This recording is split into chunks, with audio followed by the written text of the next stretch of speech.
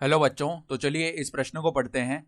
यदि समाकलन sign 2x minus cos 2x dx बराबर 1/वर्गमूल 2 साइन 2x माइनस ए प्लस बी, तब विकल्प ए बराबर 5π/4 गुमा बी जो है वास्तविक संख्याओं के समुच्चय में से है।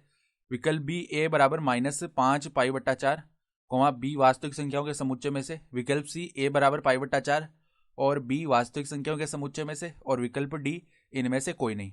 तो यहाँ पे देखो हमें क्या करना है, हमें यहाँ पे ए और बी के मान बताने हैं इन चारों विकल्पों में से क्या होंगे। तो प्रश्न में आगे बढ़ने से पहले इस प्रश्न से संबंधित जो मुख्य उदाहरण है उसकी हम चर्चा कर लेते हैं। तो देखो मुख्य उदाहरण क्या हो जाएगी। हम देखो समाकलन से संबंधित सूत्र जानते हैं कि साइन एक्स का जो समाकलन होता है ना एक्स के सापेक्ष, वो किसके बराबर आता है, माइनस कोस एक्स प्लस में समाकलन का चर सी। साथ ही साथ कोस एक्स का जो समाकलन होता है ना एक्स के सापेक्ष, वो किसके बराबर आता है, साइन एक्स प्लस में समाकलन का चर सी। तो अब देखना सवाल में हमें क्या संबंध दिया हुआ है। हमें पहले तो देखो आई बराबर में ये जो समाकल दिया हुआ है इसका मान हम ज्ञात कर लेते हैं। साइन 2x माइनस में है कोस 2x और यहाँ पे dx। तो पहले तो देखो साइन 2x का समाकलन किया तो माइनस का कोस 2x आएगा। अब x का गुणांक 2 है ना, तो उससे भाग करते हैं तो बट्टा में 2 आएगा।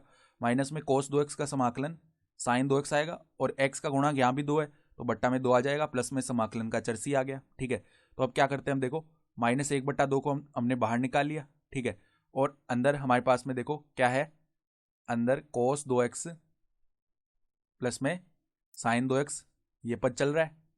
ठीक है, और प्लस में क्या है, प्लस में हमारे पास में देखो समाकलन का चर c है, तो प्लस में समाकलन का चर आ चुका है c। ठीक है, तो अब देखो आगे हम क्या कर सकते हैं।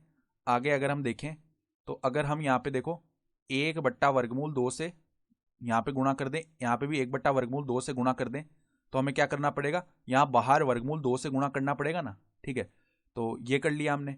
अब ऐसा करने से क्या फायदा हो जाएगा, अब माइनस को हम अंदर ले जाते हैं। ठीक है, तो देखो अब आई बराबर में क्या बनेगा, आई बराबर में यहाँ पर माइनस को हम अंदर ले गए तो 1 में देखो यहाँ पे वर्गमूल 2 को रख लिया, माइनस को हम अंदर ले गए क्योंकि वर्गमूल 2 जो ऊपर वाला है वो नीचे वाले 2 को भाग कर देगा वर्गमूल 2 बार। तो यहाँ पे माइनस में 1/वर्गमूल 2 आ गया। यहाँ पे क्या आ जाएगा, कोस 2x। ठीक है, फिर देखो हमारे पास क्या है, फिर माइनस में क्या बनेगा, 1/वर्गमूल 2, यानी इसको ऐसे लिख सकते हैं प्लस में -1/वर्गमूल 2 और साइन 2x और प्लस में देखो समाकलन का चर c तो चल ही रहा है। ठीक है, तो अब देखो हम एक सूत्र जानते हैं। कौन सा सूत्र, ध्यान से देखना कि जब भी ऐसा लिखा हुआ होता है देखो साइन ए कोस बी प्लस में कोस ए साइन बी, तो इसको हम कैसे लिख सकते हैं, इसको ध्यान रखना, हम इस प्रकार लिख सकते हैं साइन ए माइनस बी, नहीं ए माइनस बी नहीं, साइन ए प्लस बी के रूप में लिख सकते हैं ना इसे। ठीक है, तो देखो इस सूत्र का हम उपयोग करने वाले हैं। हम जानते हैं कि साइन 5π/4 इसका जो मान है ना, और कोस 5π/4 इन दोनों का मान किसके बराबर आता है, माइनस के 1/वर्गमूल 2 के बराबर आता है। तो अब देखो आई का मान क्या बन गया, 1/वर्गमूल 2। यहां पर पहले तो हम लिख देंगे देखो साइन 5π/4 कोस 2x। ठीक है, फिर देखो आगे क्या है, प्लस में -1/वर्गमूल 2 की जगह हम क्या लिख रहे हैं, कोस 5π/4 और गुणा में साइन 2x है, प्लस में आ जाएगा समाकलन का चर c। तो अब ध्यान से देखो 1/वर्गमूल 2, यहां पर देखो हम क्या बना लेते हैं, साइन ये क्या बन जाएगा, a प्लस बी बनता है ना, तो 2x प्लस में 5π/4 प्लस में समाकलन का चर आ रहा है c।